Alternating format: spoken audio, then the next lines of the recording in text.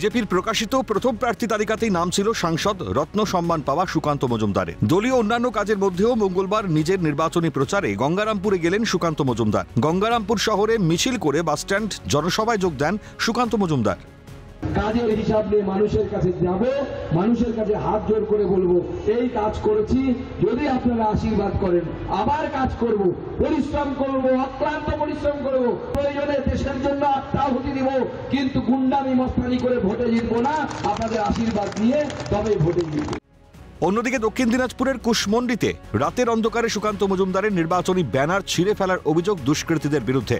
অভিযোগের তীর তৃণমূলের দিকে, যদিও অভিযোগ অস্বীকার তৃণমূলের। আমাদের বিরুদ্ধে যে এই গুন্ডা মস্তানদের বিরুদ্ধে যে আমাদেরকে লড়তে হবে, আমরা জানি জেলার মানুষ লড়ে এই গুন্ডা মস্তানদেরকে পরাজিত করবে, গণতান্ত্রিক পদ্ধতিতে পরাজিত। কংগ্রেস এরকম নোংরামি করতে পারে না, বিষয়টা আমি জানি না, আপনাদের কাছে শুনলাম। তবে তৃণমূলের এইরকম বিজেপিকে বিখ্যাত করার কোনো পরিকল্পনা নাই।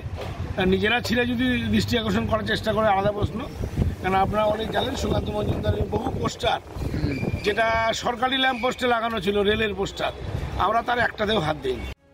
ব্যানার ছেড়ার প্রতিবাদে এদিন পথে নামে বিজেপি। কুশমন্ডি থানায় লিখিত অভিযোগও দায়ের করা হয়। শঙ্কর কুমার রায় রিপোর্ট, ক্যালকাটা নিউজ।